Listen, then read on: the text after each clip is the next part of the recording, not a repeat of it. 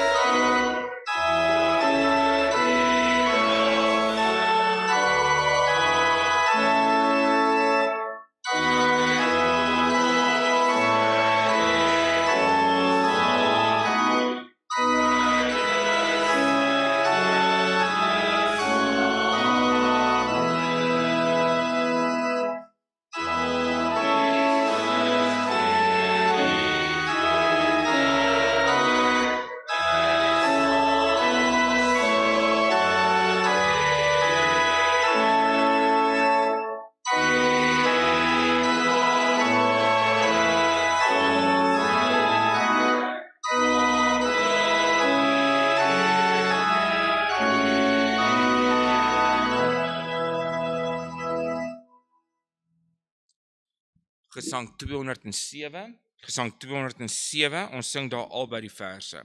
Gesang 207 vers 1 en 2.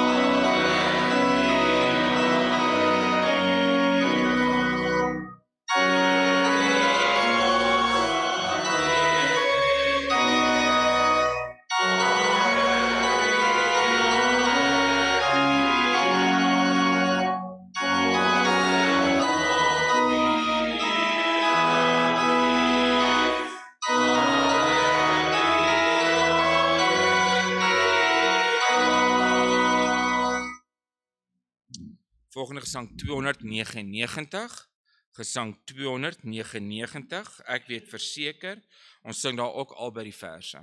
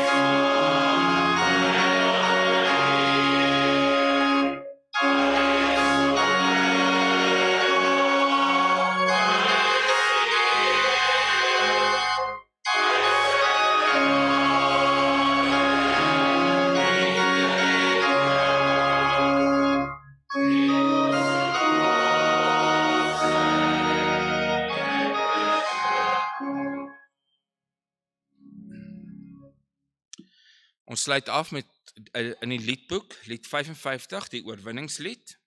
Ter afsluiting, ons sing daar al drie die verse. Lied 55, vers 1, 2 en 3.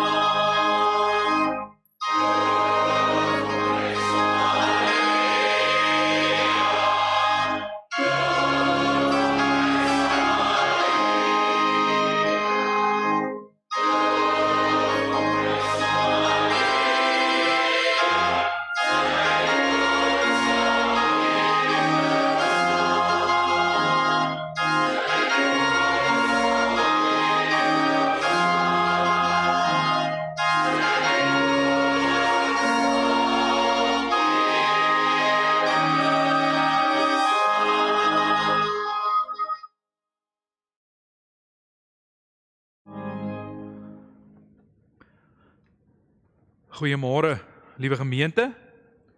Dit is 'n heerlike voorreg om ook vandag saam met u in die huis van die Here te wees. Om by hierdie diens die naam van die Here van hemel en aarde aan te roep. Mag dit ons elkeen opbou en versterk in die Here. Ons loflied na die uitspreek van die seën, of ons lied na die uitspreek van die seën is Psalm 69. Psalm 69 vers 1, 9 en 14. Na die uitspreek van die seën, Psalm 69 vers 1, 9 en 14. Kom ons sing nou saam Gesang 71 vers 1, ons wydingslied, Gesang 71 vers 1.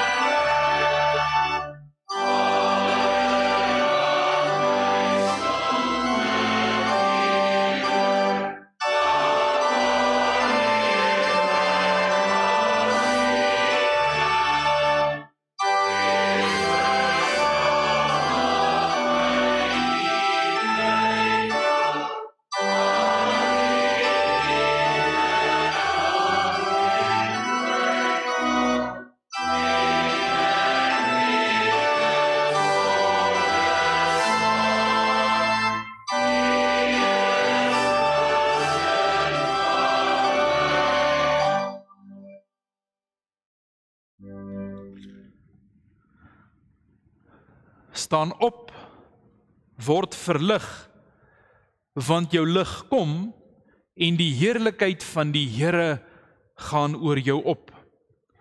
Aan al die geliefdes van God en die geroepe heiliges, genade en vrede vir julle, van God ons Vader en die Here Jesus Christus, deur die kragtige werking van die Heilige Gees.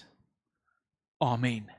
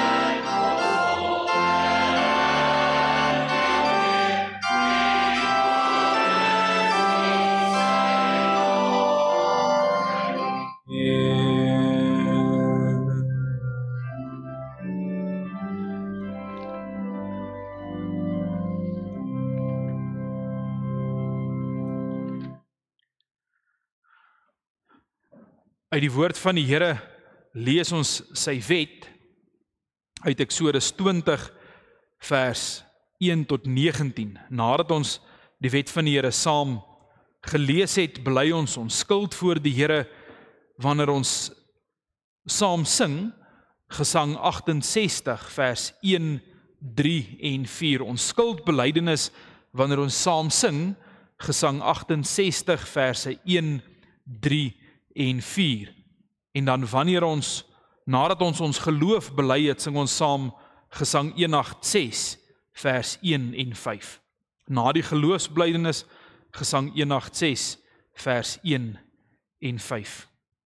Liewe gemeente, die Spreuke skrywer skryf vir ons in Spreuke 6 vers 23 en 24.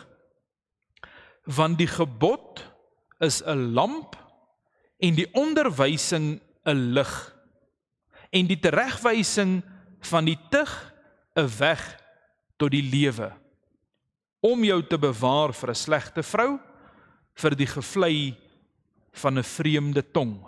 Hierdie laaste vers 24, om jou te bewaar van 'n slegte vrou, gaan nie per se oor vrouens nie, maar verleiding, dit wat 'n mens weglok van die Here af.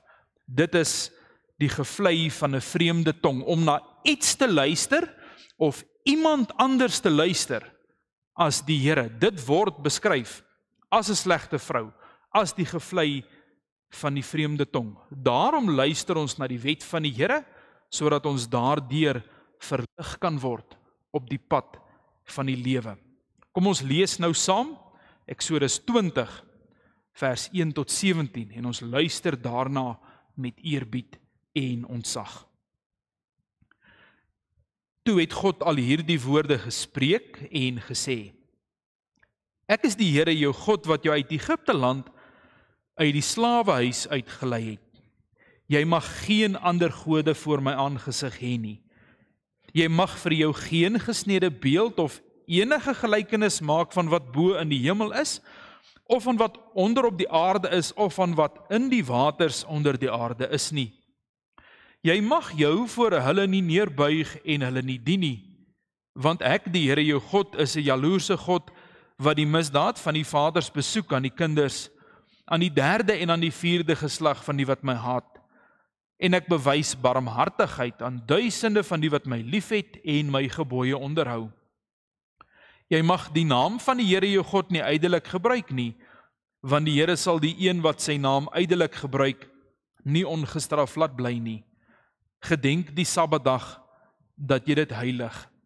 6 dae moet jy arbei en al jou werk doen, maar die 7de dag is die Sabbat van die Here jou God. Dan mag jy geen werk doen nie. Jy of jou seun of jou dogter, of jou dienskneg of jou diensmaagd, of jou vee of jou vreemdeling wat in jou poorte is nie. Want in 6 dae het die Here die hemel en die aarde gemaak, die see en alles wat daarin is, en op die 7de dag het hy gerus. Daarom het die Here die Sabbatdag geseën en dit geheilig. Eer jou vader en jou moeder, dat jou dae verleng mag word in die land wat die Here jou God aan jou gee. Jy mag nie doodslaan nie, jy mag nie egbreek nie, jy mag nie steel nie, jy mag geen valse getuienis teen jou naaste spreek nie, jy mag nie jou naaste se huis begeer nie, jy mag nie jou naaste se vrou begeer nie, of sy dienskneg of sy diensmaagd, of sy os of sy esel, of iets wat van jou naaste is nie.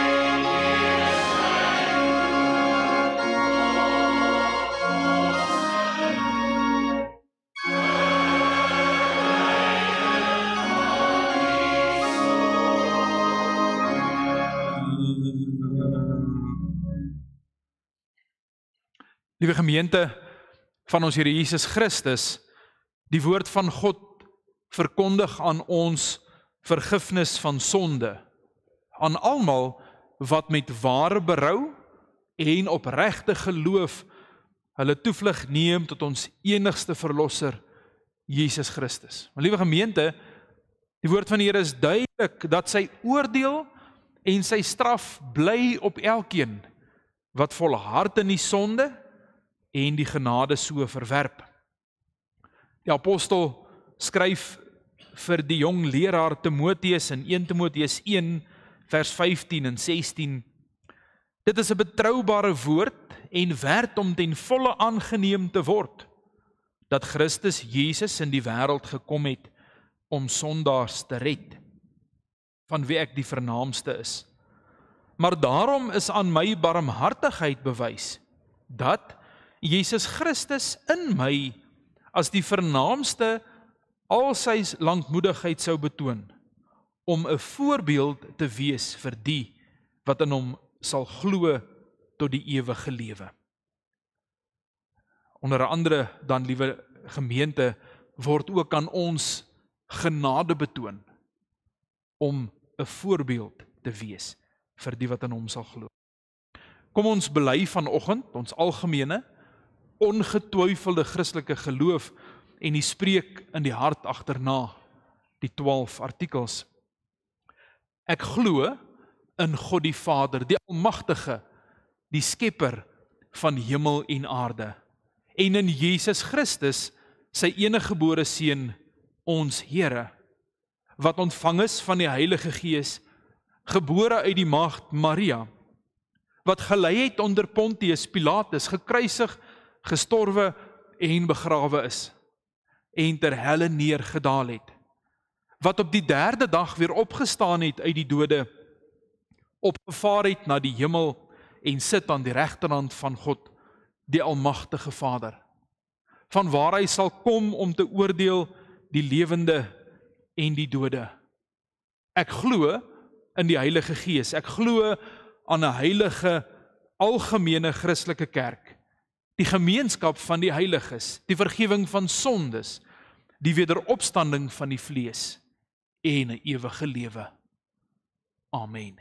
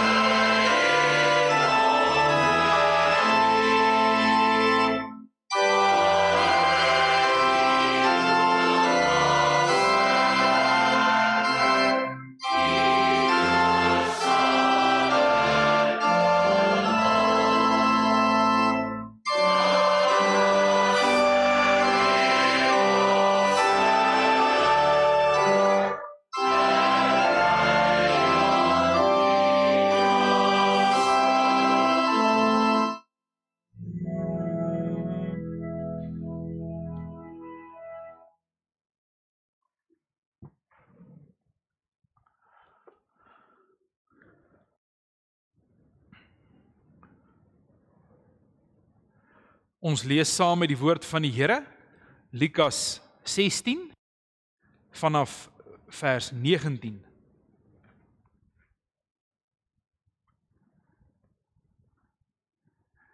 Lukas 16 vanaf vers 19 tot en met 31, voordat ons dan saam lees uit die woord van die Here. Kom ons bid saam.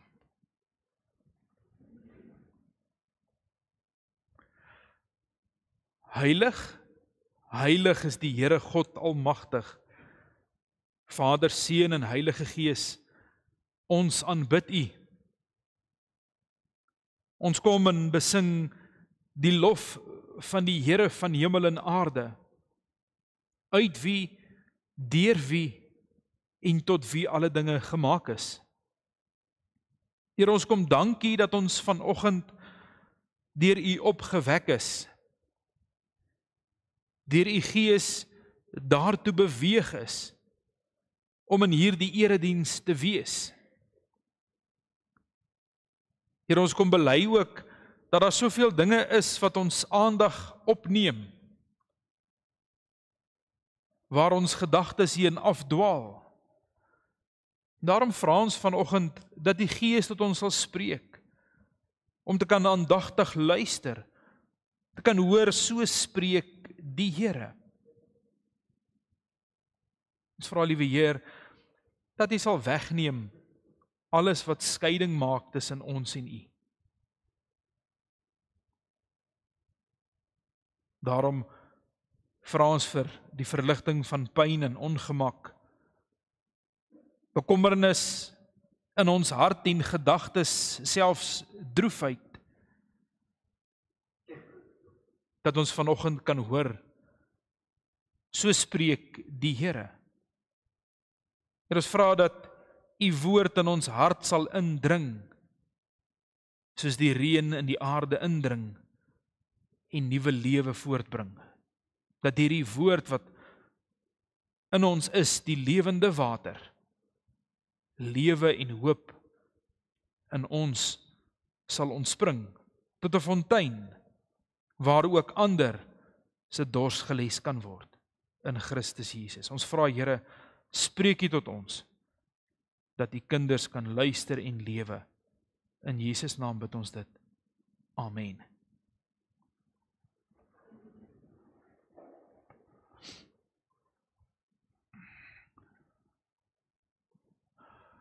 Uit die woord van die Here lees ons saam Lukas 19 vanaf Lukas 16 vanaf vers 19 tot en met vers 31.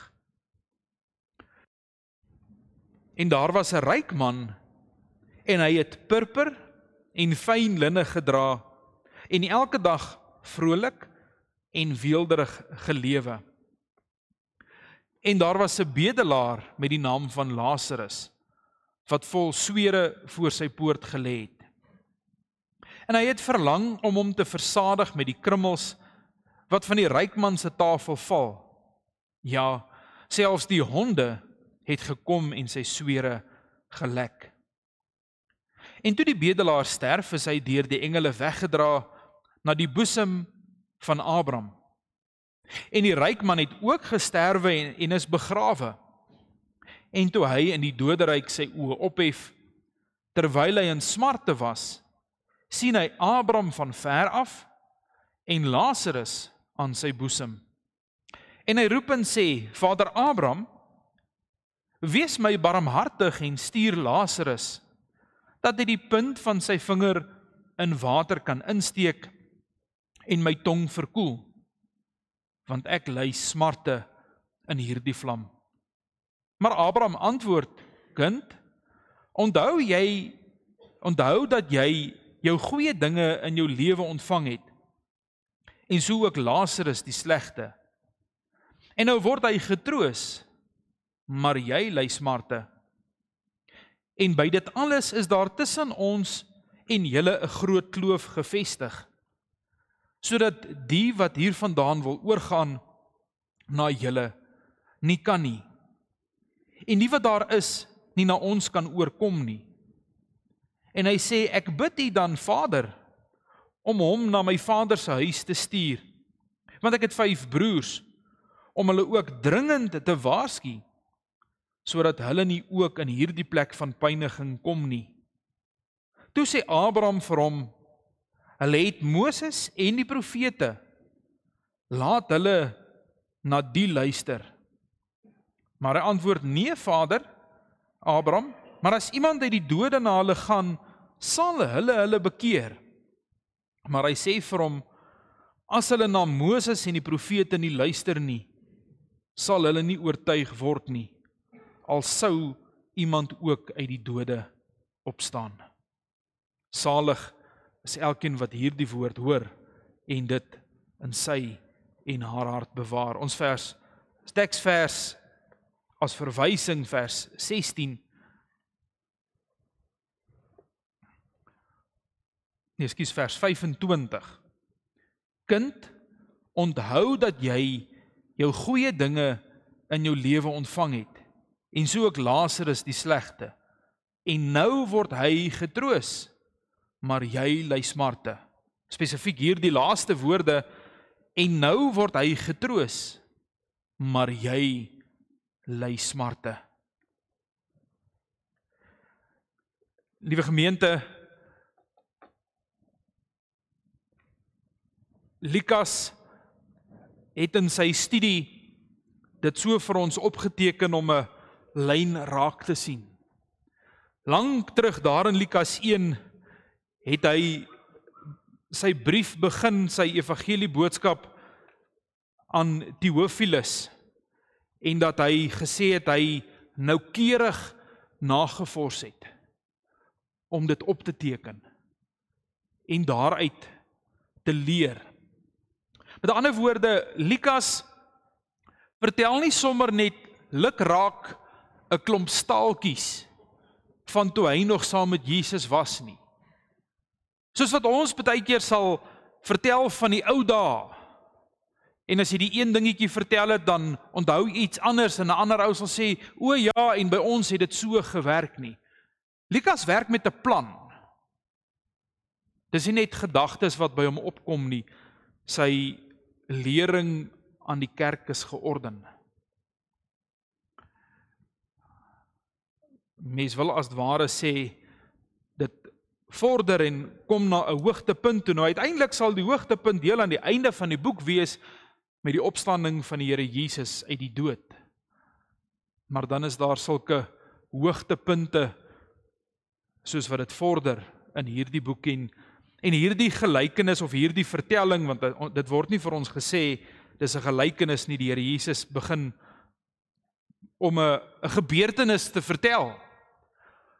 Daar word redelik aanvaar dat omdat hy die seun van God is, kan dit net sowel 'n ware vertelling wees, want hy het insig en begrip waar gewone mense dit nie het nie. Nou ietsie om uit te wys wat al genoem is, wat ons al vroeër by stilgestaan het, is in vers 14 van die geleesde gedeelte. En die Fariseërs wat geldgierig was, het ook al hierdie dinge gehoor en hom beskimp.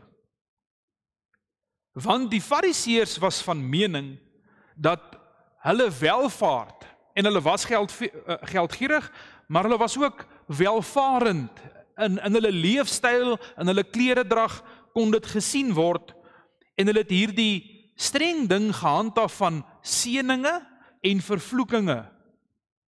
En die feit dat hulle so finansiëel welvarend is 'n bewys van die seëninge van die Here. Dat hulle goed reg doen, dat die Here bepaald tevrede is met hulle lewe.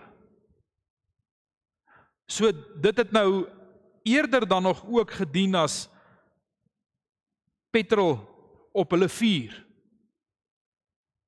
om in 'n sekere sin net nog meer daarin te verdiep, om meer daarin te volhard, want hulle kan vir mekaar in die vergadering sê, ons is op die regte pad. Want kyk hoe is ons en ons huis geseën. Maar dan was dit ook algemeen bekend, dat met die ellende wat mense het, is dit beskou as straf en vervloeking. Jy sal onthou dat daar by geleentheid vir die Here Jesus gevra word, dit word in Johannes vertel, maar Here, wie se skuld is dit dat hierdie man blind gebore was? Is dit sonde van sy ouers? Is dit sy eie sonde wat dalk vooruitgeken is? Wat is die rede? Maar die persepsie self onder die disippels was dat dis sonde. Dis hoekom hy blind is. Iemand se sonde word gestraf. Onthou, ons het daarby stil gestaan en daaroor gepraat en ek wil my net onderbreek hoekom ek sê 'n klomp goed kom hier by mekaar. Jy onthou die melaatses wat die Here Jesus genees het.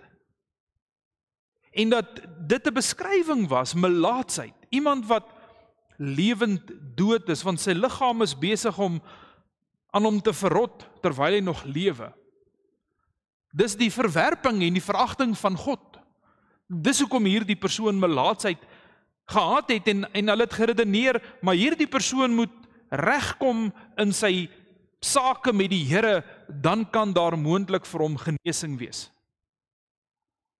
Die tragiese is dat talle mense nie reg gekom het in hulle verhouding dan met die Here nie. Onthou nou, so het dit was die redenasie van die Fariseërs wat hierdie goed beoordeel het. So die wat welvarend was in die gemeenskap, die seën van die Here rus op hulle familie en hulle werke. En die wat elendig is in die gemeenskap, word deur die Here gestraf. Vir sonde, al weet jy dan nie eers wat nie, al is dit dan die sonde van die vaders wat op die volgende geslag kom. En nou begin die Here Jesus 'n vertelling van twee manne. Die een was ryk man, hy het purper en fyn linne gedra, so hy was geklee soos 'n koning. Ons kan redelik aanvaar dat die Fariseërs, ten minste dan in die uitgesoekte kring en die boonste, sal ons sê deel van die Fariseërs ook so geklee was. Duidelik kan ons aflei dat die Here Jesus dan met hulle praat.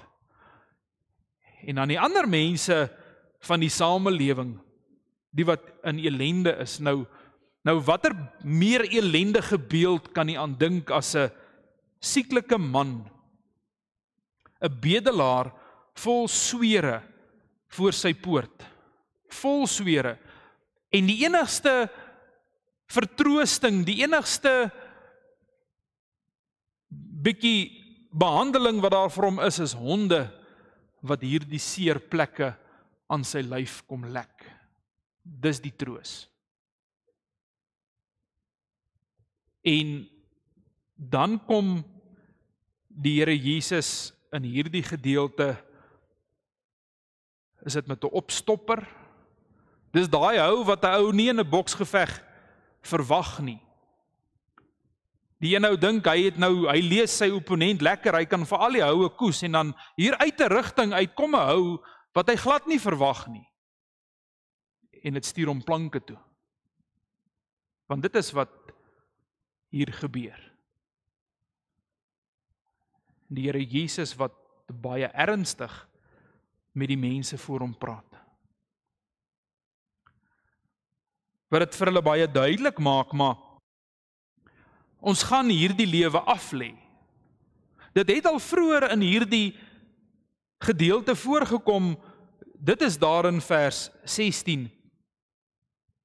Nee, ekskuus, dis nog terug, vers 9, wat hy sê, maak vir julle vriende deur die onregverdige mammon, sodat wanneer julle die lewe verlaat, hulle heel in die ewige tente kan ontvang. Hierom op te let is hierdie woorde, sodat wanneer julle die lewe verlaat, dat die Here Jesus beklemtoon, die lewe gaan verlaat word. Hier waar ons vanoggend mekaar ontmoet, dit is tydelik. Ons sê nie omdat ek 'n telling hou van die dood nie, maar tot my eie ontnigtering het ek so week of wat teruggeleer, ek het van hierdie gemeente in 9 jaar 99 mense begrawe. Wat hier gesit het op verskillende plekke tussen ons. 99 in hierdie gemeente. Dis tydelik. En as jy nou so om die rond kyk, gaan ons weet wie waar gesit het. Ek wil nou nie sê ek sien spooke nie, maar ek onthou die oom het daar gesit en daai tannie het daar gesit. En daai plekke is leeg in die sin van die woord. Dring dit tot ons deur hoe tydelik dit is.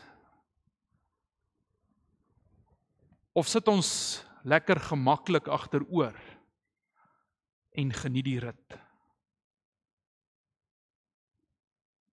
Gee nie werklik aandag aan wat belangrik is nie. Want dit is wat hierdie ryk man gedoen het. Hy het die lewe geniet. Hy het elke dag vrolik en weelderig gelewe. Ek wil so ver gaan om te sê en my nek uit te steek om te sê, maar ook gelewe met hierdie woorde van die Here is goed vir my. Die Here seën my werke. Want dit is hoe die mense van hulle tyd geglo. Dit was presies die redenasie van die Fariseërs. As die Here tevrede is met jou werke, dan seën hy jou. Dan moet ons vanoggend baie mooi ons eie hart, gedagtes en woorde beoordeel. Wanneer ons ook sê, die Here seën my. Waarin seën die Here ons? Omdat ek weet dat daar daarom nog 'n spaarrekening is? Omdat ek dankbaar is dat die dokters nog iets vir my kan doen, 'n prosedure kon voorskryf, of behandeling laat ondergaan wat daarom my gesondheid beredder. Dat daar een of ander plan te maak is. En ons daarom vir mekaar kan sê, te midde van bepaalde uitdagings, maar die Here seën my. Die Here is goed vir my.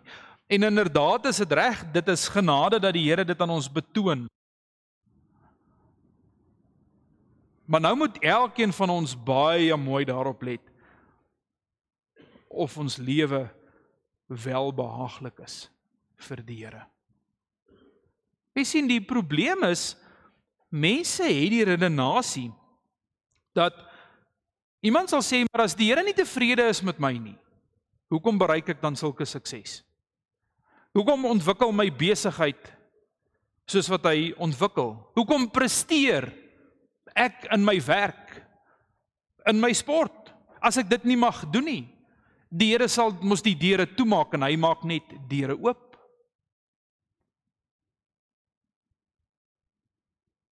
En die bedoeling is dat dit ons bepaald ongemaklik sal laat voel, liewe broers en susters, want Paulus skryf ook daar in Romeine 1, dat daar kom 'n punt dat God mense oorgee aan hulle self. Hy los hulle om hulle gang te gaan en hulle ding te doen. En vir hulle self lyk hulle baie goed, oënskynlik tevrede.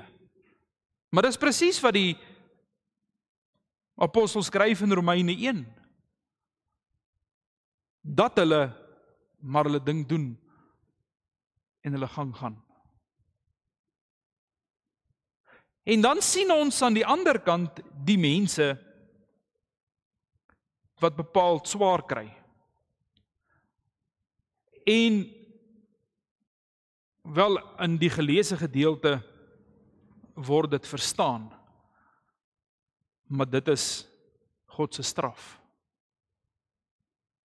Dink ons nie ook soms, wanneer ons so iemand sien, nou, wat het jy verkeerd gedoen? Waar het dit verkeerd geloop? Of wanneer die teëspoed aan my deur kom klop? dat ek sien hier is die besigheid besig om uiteindelik, en ek bedoel dit nie in 'n goeie sin nie, maar hy gaan ten gronde en niks wat ek kan doen, kan maak dat dit keer nie, die gate is te groot oop, alles vloei daarmee. Dat mense dan sal vra, maar wat het ek verkeerd gedoen? Hoekom straf die Here my so? Dat my gesondheid maar sukkel, pyn en ongemak wat nie wil weggaan nie. Liewe broers en susters, dan moet ons dit goed begryp. God is nie met ons op pad na provinsiale klere toe nie. God is nie met ons op pad na lofprysinge by die werk en die toekennings wat mense aan ons kan gee nie. God is met ons op pad hemel toe. Dis die eindbestemming. En hy gaan doen wat nodig is om ons daar te kry. Of nie. En dit moet ons ook besef vandag. Of nie. Want nie almal gaan daar uitkom nie. Nie almal is daarvoor bestem nie. Ons geleesde gedeelte maak dit vir ons duidelik.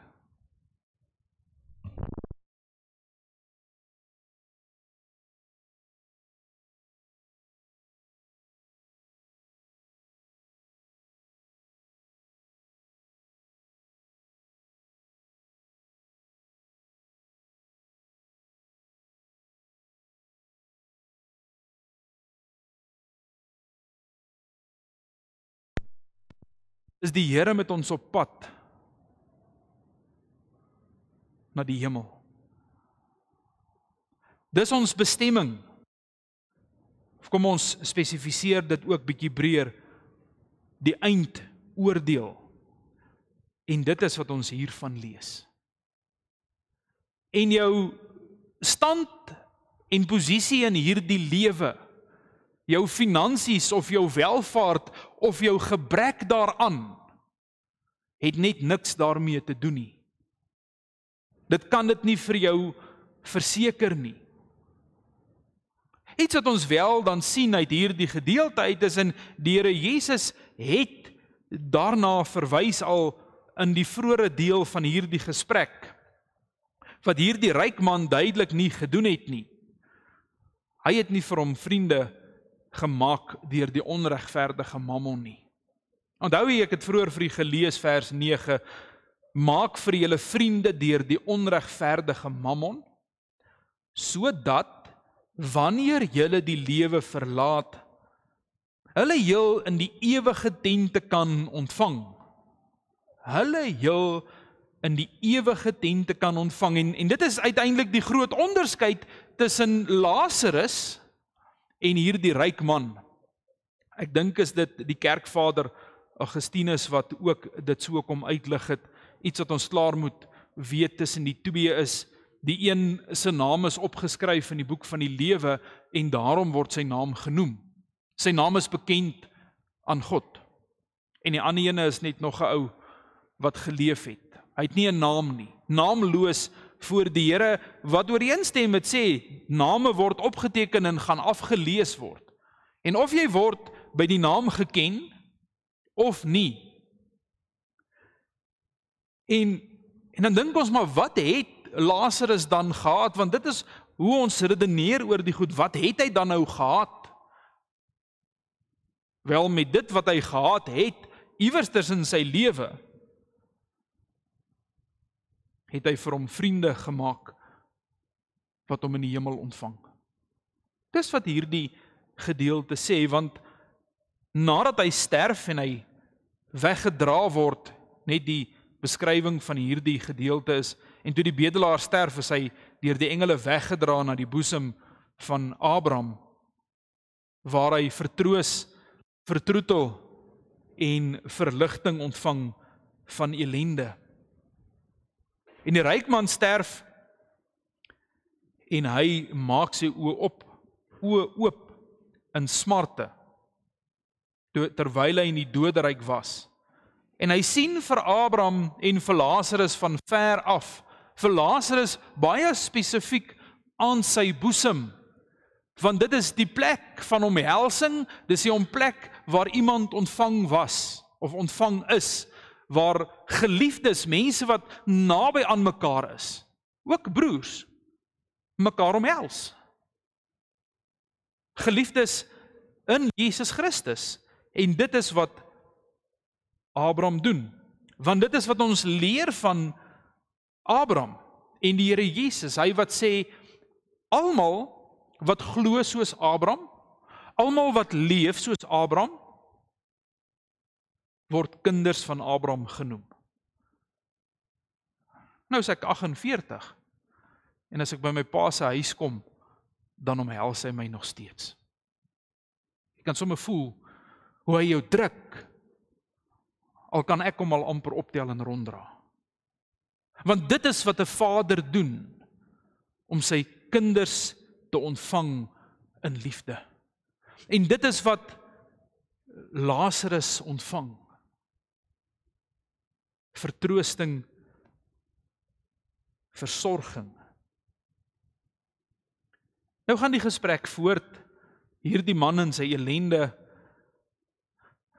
ook nog lyk dit half voortvarend, want stuur vir Lazarus. Nou kan hy Lazarus raak sien, hy herken dadelik die man daar by Abraham, en hy kan hom nou erken, maar toe hy daar in sy poort gelê het, nou ons lees nie eers, hy het naby sy huis gelê in die pad nie, maar die beskrywing daar se poort soos na 'n paleis toe, 'n weelderige ingang na die man se woning.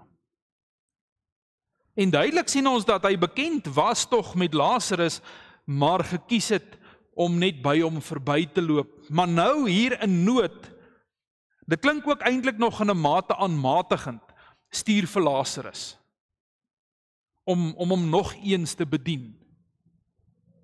Net met 'n druppel water, en dan die ontnigtering,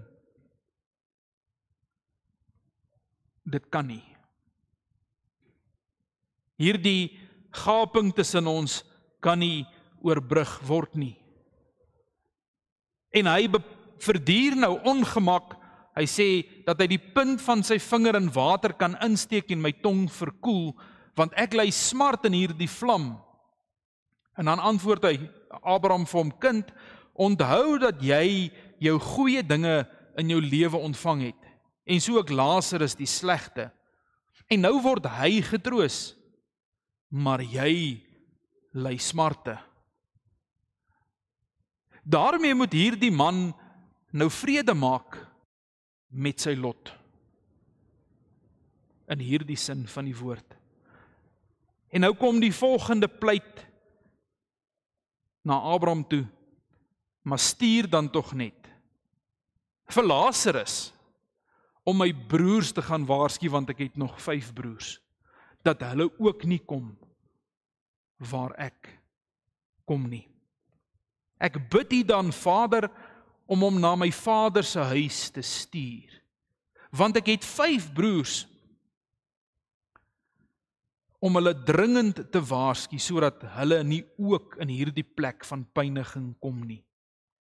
Toe sê Abraham vir hom, hulle het Moses en die profete, laat hulle na die luister. Maar hy antwoord, nee vader Abraham, maar as iemand uit die dode na hulle gaan, sal hulle hul bekeer. Maar hy sê vir hom, as hulle na Moses en die profete nie luister nie, sal hulle nie oortuig word nie, al sou iemand ook uit die dode opstaan. Liewe broers en susters, wat is nog nodig?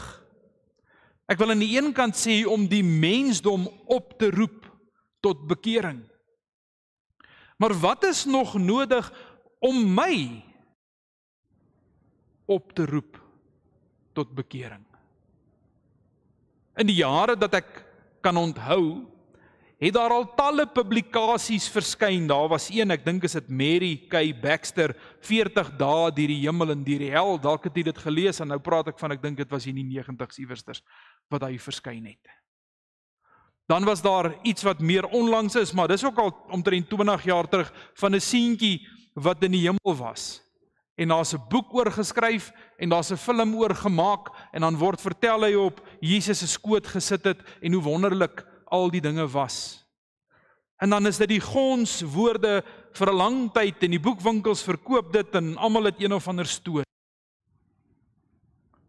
Maar hoor julle, die hemel is 'n werklikheid, want hierdie mense beskryf dit. Is ek dan horende doof vir die woorde van die Here Jesus? Want mense soek so graag na iets anders, 'n belewing, 'n ervaring, wat ook al hulle kan oortuig en in beweging bring. 'n Klompie jaar terug, toe die film Passion of the Christ verskyn het, dit moet hier 2004 omtrent wees, 2005, want ek was toe op Nigel gewees, toe is dit groot geskryf en gepraat oor hoeveel mense se lewens daardeur geraak is. Die werklikheid is, as jy gaan kyk, 20 jaar later, is kerkbywoning in Amerika op sy laagste punt. Nou wat het nou daarvan geword? So die belangrike ding hiermee saam, want dis 'n klompie goed wat vir ons uitgelig word, wat is die rol en die plek van die Bybel in my lewe? In my denke, in my redenasie, oor hoe ek my besluite neem, wat ek môre en oormôre en die dag daarna gaan doen. Paulus skryf vir Timoteus hierdie woorde: die hele skrif is deur God ingegee en is nuttig tot lering, tot weerlegging, tot teregwysing, tot onderwysing in die geregtigheid, sodat die mens van God volkome kan wees vir elke goeie werk, volkome toegerus. Sodat die mens van God volkome kan wees vir elke goeie werk, volkome toegerus. Die Here Jesus waarsku ons deur hierdie vertelling. As hulle na Moses en die profete nie luister nie, sal hulle nie oortuig word nie, al sou ook iemand uit die dode opstaan. Geen ervaring, gevoel, emosie, opsweping kan mense ooreed om Jesus te volg nie. Mense kan in groot klompe gehipnotiseer word. En as ek sê gehipnotiseer word, om in 'n groep aangehits te word, om in groot massas goed te doen, deur die oomblik van die tyd, en ek gaan nou nie daarby stil staan in die besonder nie, maar daar is studies gedoen. Een van ons dominees het in sy voorgraadse studie 'n stuk gedoen oor sektes. En een van die metodes wat sektes gebruik, is om mense in 'n groot groep soort van te hipnotiseer. Nou die werklikheid is, iemand gaan sê, daai goed werk nie met my nie. Ek voel ook so. Maar as hy 'n groep soos ons het vanoggend en hy kry 10 of 15 volgelinge hier uit, dan voel hy heel tevrede. En op die volgende gehoor kom daar 10 of 15 en in die volgende gehoor uit 10 en 15 en kort voorlank is daar 1000 of meer mense wat agter so 'n persoon aanhardloop. En word mense opgeslurp deur momentum van sulke goed. Omdat hulle nie meer na die woord alleen luister nie, omdat hulle hart daardeur verlei word, juist daarom dat ek saam lees, voordat ek vir die wet lees, hierdie woorde van die Spreuke skrywer, daar in Spreuke 6. Want die gebod is 'n lamp, en die onderwysing 'n lig, en die teregwysing van die tug 'n weg tot die lewe, om jou te bewaar. Ek gaan dit so afsluit van hierdie gedeelte, van vreemde leringe, van dwaalleer, vir die gevlei van die vreemde tong. Die Here Jesus, liewe broers en susters, roep hierdie mense voor hom op, om indringend aandag te gee aan hulle lewe. Hy maak dit meer as een keer vir hulle duidelik, hierdie lewe is tydelik. Vers 9 van ons geleesde gedeelte het hy gesê, wanneer julle die lewe verlaat. En nou kom hy en hy praat oor twee mense wat die lewe verlaat het. En wat is hulle uiteinde? Die een word geken en vertroos en opgeneem by Abraham, sy vader. En die een word nie geken nie. Die een verduur smart. Dit roep ons ook natuurlik op om te kyk waarvoor ek lewe met dit wat ek het. Waarvoor wend ek dit aan? Dit is in ons gedeelte duidelik dat die ryk man dit nie aangewend het om vir hom vriende te maak, wat hulle in die ewige tente, wat hom in die ewige tente kon ontvang nie. Hy het voortgestoom met sy eie sake, sy eie belange, heel waarskynlik baie afsprake gehad elke dag om vennote te ontmoet en handelsbetrekkinge te versterk, dat daar nie tyd was aan hierdie bedelaar by sy poort nie. Want daar's ander mense wat saak maak. Ander afsprake om eerder nagekom te word. Liewe broers en susters, hoe gejaagd is ons lewe? Hoe bedrywig is ons aktiwiteite? Dat ons heel dikwels sulke mense in nood, ons neem kennis van hulle, maar ek het 'n volgende afspraak om by te wees. 'n Volgende iemand om te ontmoet. 'n Huisbesoek, 'n siekebesoek, 'n hospitaalbesoek. Dan kan ek redeneer, maar dis nou belangrik, daai ou in die hospitaal het my ook nodig. Ek gaan nie vandag by die ou uitkom nie, want daar's soveel afsprake op die dagboek. Hoe besig is ons om ons eie koninkryk bou of om te werk aan die koninkryk van God? Om vir ons eie wins te jaag wat beperk is tot hierdie aarde, wat hier tot 'n einde gaan kom, wat vir ons geen uitkoms het in die hemel nie, of in die hel. Dis die werklikheid van waartoe die Here Jesus ons oproep. Die meegaande daarvan is, en 'n mens moet eintlik soos wat 'n mens dit aanlees in die gedeelte op 'n Sondag, kan ons nie net aangaan en sê, goed, kom ons gaan nou daar na hoofstuk 7 vers 1 tot 10 en dan doen ons dit, sodat ons teen vanaand kan klaar wees met die boek nie, want die volgende gedeelte gaan oor mense wat melaats is en wat gesond gemaak word. Mense wat hulle nood raak sien, en want dis waartoe die Here Jesus opbou, dat ons nood raak sien, ons elende, en ons toevlug tot hom kan neem. Ons hoop en ons verwagting by hom kan plaas, want hy is die geneeser. Soos wat al die ellendiges van wie ons gelees het, mense soos Lazarus, na hom toe gestroom het, om by hom te pleit, om dakke oop te breek en die hemel in te dring.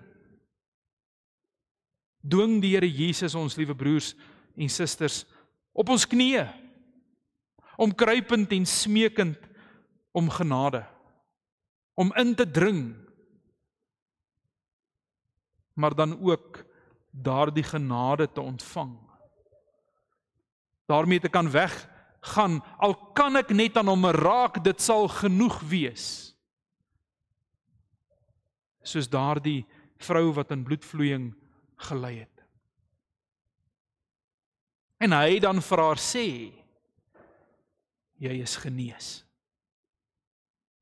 Dit is 'n werklikheid vir elkeen van ons, Maar dan moet ons besef, hierdie lewe is tydelik en daar's een van twee eindbestemmings. Amen. Kom ons bid saam.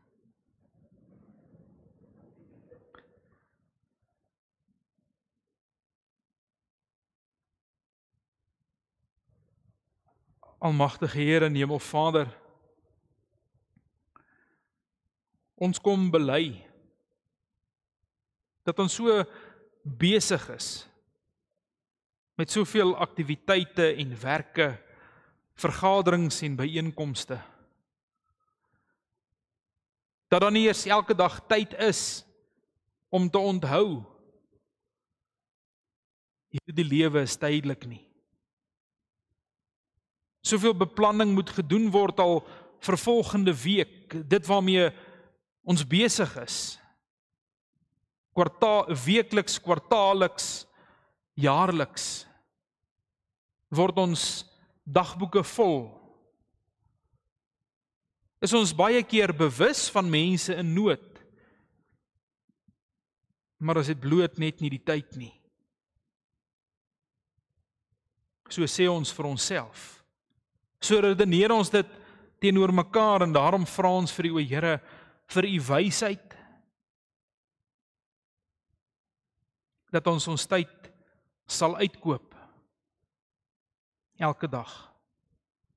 Dat ons kan onderskei, waarmee moet ons besig wees, tot eer van die Here, of waarmee is ek besig tot eer van myself, tot opbou van myself, tot wins vir myself. Ons vra vir die Gees wat ons verstand verlig, om ons te onderwys, onderrig te gee in U wet en in U weë. Here, dat ons daarna verlang om uit die liggaam uit te woon en by U in te woon, in navolging van Abraham, ons Vader. Bid vir die wat siek is, wie se liggaam swaar kry onder ongemak en pyn, dat U verligting sal gee, uitkoms, genesing, Vader, om ook so elke dag met die take wat U aan mense oplê voor te kan gaan. Ons dank U andermaal vir die reën wat val oor gebiede, U wat uitkomste gee wanneer ons sal begin selfs hoop verloor, dat U genade omvangryk en goed is. Ons bid vir die owerheid van die dag. Here, vir mense dat hulle so sal regeer, dat ons 'n goeie lewe kan leef in die land. Dat die arrogansie en selfvoldaanheid en eie geregtigheid van mense sal wegneem. Dat hier die owerheid sal erken dat hulle regering deur God beskik is. Ons bid vir ons volk. Die mense wat na in ons hart is. Dat ons 'n volk sal wees wat in die eerste plek die Here vrees. Wat in die eerste plek die koninkryk van God soek. En leef in die vertroue dat alles wat ons nodig het vir ons gegee sal word. Ons bid so daarom vir ons gemeente. Vir die werk wat ons beplan en onderneem, waarmee ons besig is en besig wil wees, dat ons dit gereeld sal oordink. Dat ons sal besig wees met die koninkryk van God en sy geregtigheid. Vader, ons vra dat U ons sal bewaar teen die mag van die duisternis en dat Hy van ons sal wegvlug. In Jesus naam bid ons dit. Amen. Daar sal dan nou geleentheid wees om die Here te dien met ons liefdegawe. Daarna sing ons saam gesang 316 vers 1, 2 en 3.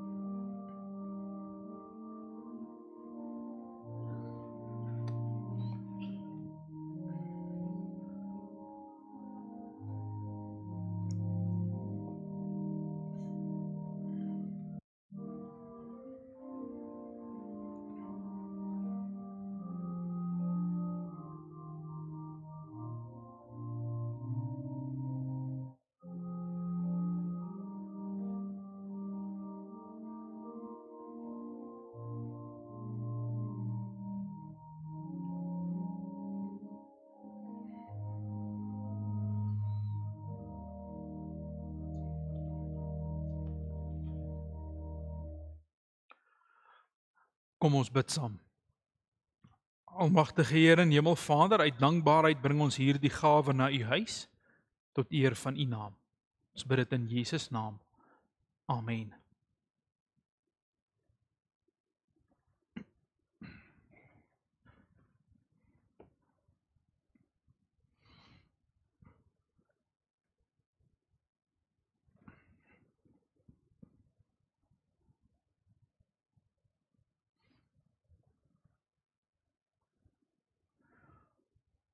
Kom ons sing saam staande gesang 316 vers 1, 2 en 3. Amen.